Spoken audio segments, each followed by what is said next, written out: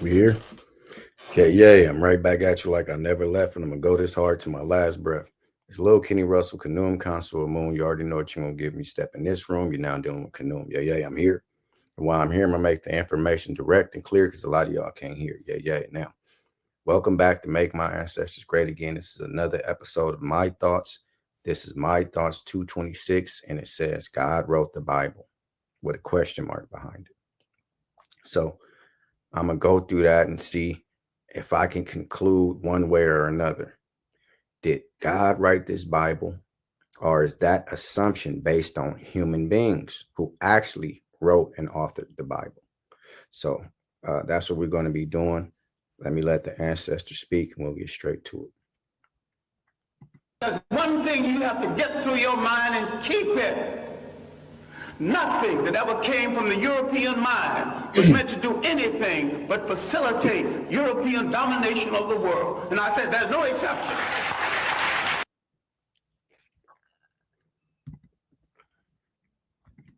All right, that was the ancestors. Now, I was scrolling and looking for things to get my thoughts on. And I seen this clip of a Joe Rogan show. It was a 7-minute clip, and I'm sure that's just a small portion. I only took 3 minutes because I was interested in what they were talking about just in that 3-minute dialogue. Excuse me. Okay. So as you know, Joe Rogan, he has his shows last for hours, anywhere from an hour and a half to 2 or 3 hours, things of that nature. I don't know this gentleman. That's not important. The important thing is for me to show you what he concludes what he concludes to be ample amount of historical references and data because he read a book. Okay. He read a book and he went with the gentleman, the author, who he's going to be referring to him. He don't say him by name. What he put the reason and the basis for his belief, he took that wholeheartedly and said that that's historical references enough to say that this is real. When you listen to it, it's going to sound a lot like the Bible. You see, using stories in the Bible to firmly base his belief on and try to deem it historical. But that's not, if this was a court of law, he would have got thrown out. I'm sorry. All of his information would have been null and void, and he would have got found guilty of lying. You see? So let's look at that. I don't own the video. I hope old Joe Rogan don't strike me. I didn't find this on his page. The page might have belonged to this gentleman here. But I'm just going to give my thoughts and opinions on it. This is a fair use act. If you feel like you want to do something for me, like and subscribe because it don't cost you a fee. Now, the gentleman is giving his basis for the historical references and the historicity and the historical value of the stories, I guess, covered in the Bible. No human being on the planet can do that, nor use the Bible to do that, because the Bible is non-historical, and there's never been a man named Jesus the Christ to ever walk this planet in human form. I don't care what he's talking about. If that was the case, you don't have to use biblical references. You'll have the facts. You'll say this is the human being body. It has X, Y, Z, whatever it says, because history is based on a couple of key elements: time, people, places, and events. And then in most cases, you have literature. So that's the 5 ingredients: real time, real people causing real events in real places. And somebody has cataloged it or documented it. So let's look at the video. Okay. It's not even an opinion. He's not saying, I want you to believe. He's like, here's the history. Here's why we, dude. So he starts right off lying. It's not even an opinion. He's saying this is history. This is why this is like that. This is the reason. That's a lie. Then he was finna say this. He said, this is why I believe. Let's listen to that again. It's real quick. He's saying a bunch of nothing right away. He said the book basis and the formula of the book all the contents in the book shows you why it's historical. He said it's not even an opinion. This is how the author is bringing it to the world. Then he said he's gonna, if you listen, he cut it off, but he said the author said this is the reason why I believe what I believe. It's all based on belief. Let's listen to it. It's not even an opinion. He's not saying I want you to believe. He's like, here's the history. Here's why dude. So here's why dude. And now he's going to start slowly evaporating. See, when you have a strong stance and it's built on just belief, when somebody say, hey, show me that and prove it historically, you just evaporate. The big hot air balloon or the helium oxygen filled balloon, whatever you filled it with, starts to evaporate when you try to prove belief with historicity or historical facts. Let's listen. Like if I said to you, Joe, you believe everything you've heard about Alexander the Great, right? You believe it. You know, he's fought in these battles. What they say that you just believe it's Alexander the Great. I'll read his biography. You'd say, yeah, sure. But then you'd be like, oh, but I don't believe they made the shit up about Jesus. Okay. Alexander the Great, because what you'll always hear is, well, the Gospels were written 100+ years after Jesus died. Alexander the Great's first biography was written like 300 years after he died. This is another thing that they attempt to do, which is very silly. They try to equate Alexander the Greek. He called him great. It's not for me to call him great. He's not my ancestor. He was a fool to me. They try to compare the two, okay, because it's not a lot of, in terms of human being life, they didn't find his body. So a lot of people can say, well, that's basically a myth. They always try to use Alexander as somebody to compare Jesus to. That's a bold-faced lie. We don't care about no biography. Alexander the Greek depiction was left from the time period that he came in.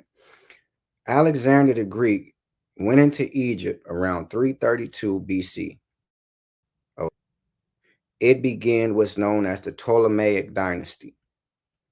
If you go to the temple of Karnak at Luxor, you will see Alexander in stone praying to deities from Egypt in that temple from that time period, the Ptolemaic dynasty. Okay, so forget his biography. Somebody seen Alexander, the people who was there doing all the temple building and carving and things like that, and depicted Alexander in human form at the temple of Luxor at Karnak. So you can kick that out, that his biography wasn't written to 300 years later, and Jesus the Christ biography was written 100 years later after his death. Womp, womp, womp, womp. Try again. Okay, let's continue. So that right there is like, well, the historians of Jesus were much closer in time than, say, Alexander the Great. And even furthermore, back then, like the ancient Hebrews, they didn't have, before writing, they didn't write anything. He said the ancient Hebrews, before writing, they didn't write anything. I've been saying this since I came on this platform. They was unable to write. It wasn't no Hebrew language. Alexander died before the Hebrew language came about. These is facts. I don't care what you believe. He said before they can write, the Hebrews, or they didn't have no written language. You're right. So now let's continue to see how, like I say, he's evaporating. He's going to just keep sliding down the slippery slope. So they would memorize the Old Testament and the Scripture, so that you had guys that they would pass down, right? Mm-hmm. They knew 5,000 pages of book inside of their head. So they knew 5,000 pages of book inside their head. Wow, that's peculiar. They didn't write nothing down. To have a book, it must be written down in physical form. That's what a book is, unless you know some magical term for book that says a book is anything you say. Okay, so this man is too damn, if he's not too old, he's too damn big to be sitting up here selling lies. They remembered 5,000 pages of book when he just forementioned and said they couldn't write. It was back then, they didn't write nothing down. They didn't have no books. They was incapable of writing. Now he's saying they remember 5,000 pages of book and they orally transmitted it. Now I believe they orally transmitted it. I don't have a problem with that because that's how it was done. But if you tell a person, hey, my birthday is December 19th, 1212, see, the year 1212. By the time you pass that around, somebody is going to have it all mixed up. So to orally transmit 5,000 pages from person to person to person to person, and they remember just exactly all 5,000 pages without having it cataloged and documented to begin with, is a farce. So that's nonsensical. Let's continue. So, yes, the Gospels were 70 years later, but they were based off the accounts of people who were living at that time and up to like 25 years after it. And they say, oh, well, game of telephone. I can tell you something goes around the room, telephone. By the time it gets to me, 10 people, what you just said is irrelevant. It's a totally different thing. That's right. And like I said, you can say, hey, my name is Bernie Maddox. My name is Bernie Maddox, and I live on Pennsylvania Street. Bernie Maddox, Pennsylvania Street. By the time they get back, they're going to have something totally different. This is just passing hands of 10 or 15 people in a small setting in classroom. They do that to show you the value of somebody's talking about. They orally transmitted down thousands of years of literature. If you can't even make a sentence out of a room full of 100, sometimes they do it in a small setting, 10, 15, 30, just to show you. When information is passed down, same thing, it evaporates. So all the information does not get passed to the last person. And the last person is going to be your narrator. So all the inadequacies and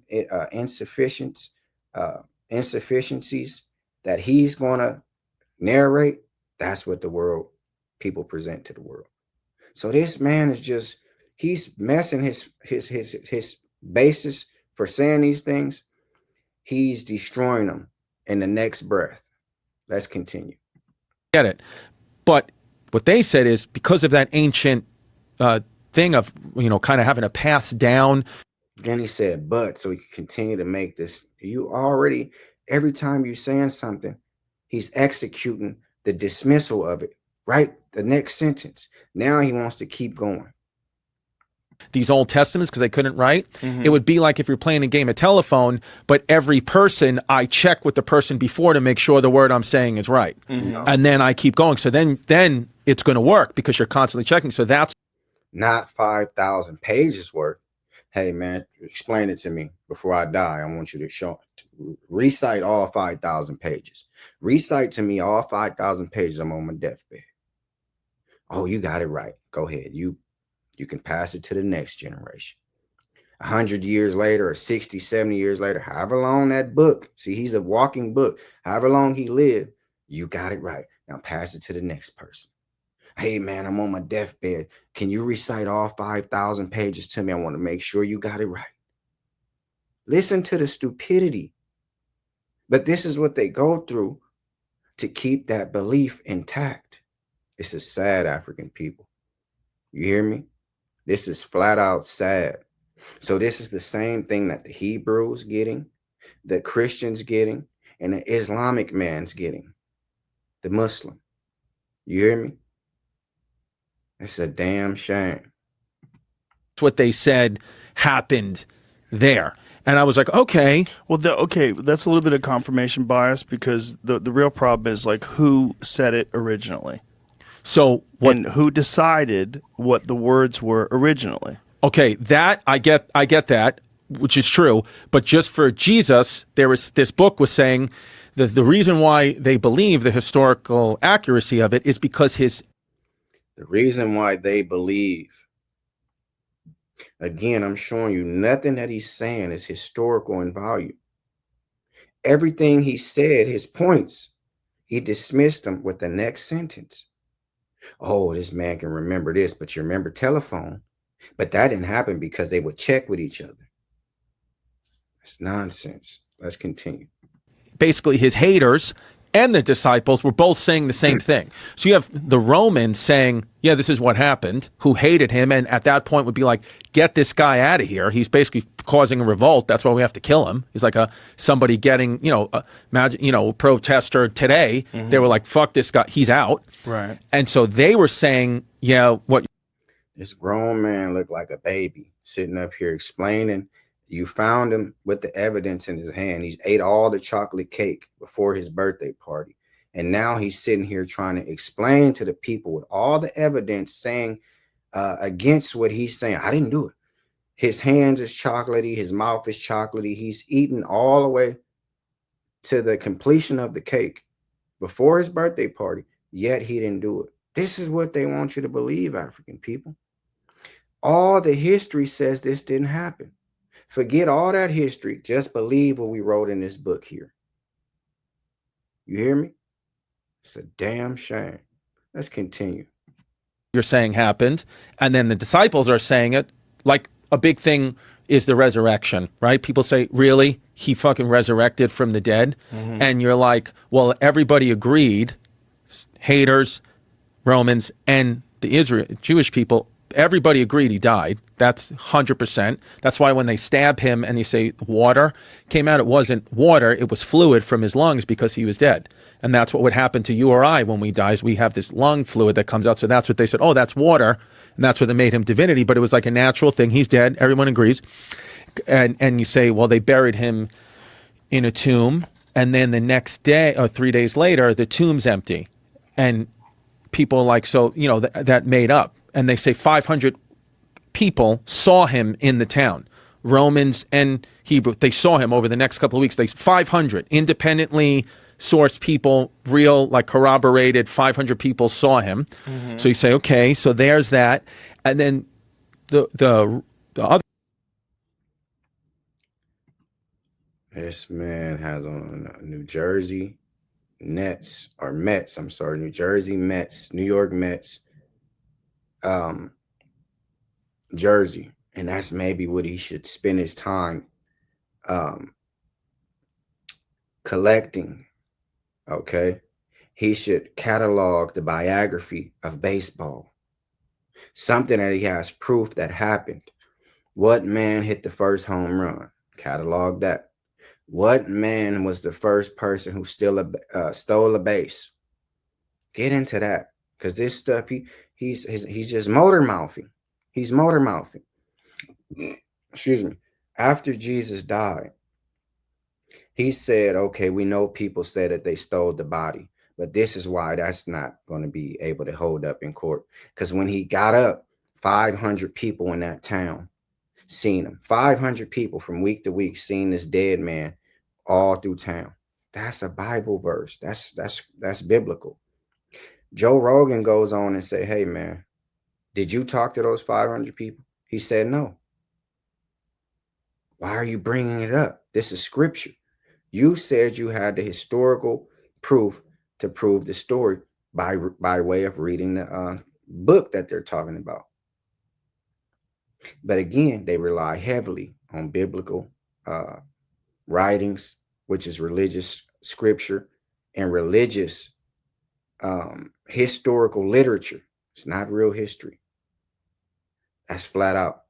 So this man is a walking contradiction, like everybody else in the Bible and who tries to preach the Bible. If you keep it in belief and theology, it can stand in place. But if you try to bring it over here to history, it cannot stand up to historical analysis. That's my thoughts on the video. It's Lil Kenny Russell, Kanoom, Connoisseur Moon. You already know what you're going to get me. Step in this room, you're now then with Kanoom. This is what I do, and I love to do it. And before I take back what I said, I add some more to it. This is not to take religion from anybody. This is to show you that every time a person with beliefs is going to try to graduate that belief from belief to historical fact, the lie evaporates into nothing. It withers into nothing. They start out this big, then they just weather down. There's no historical proof that any of this stuff in the Bible happened because it's not a history book.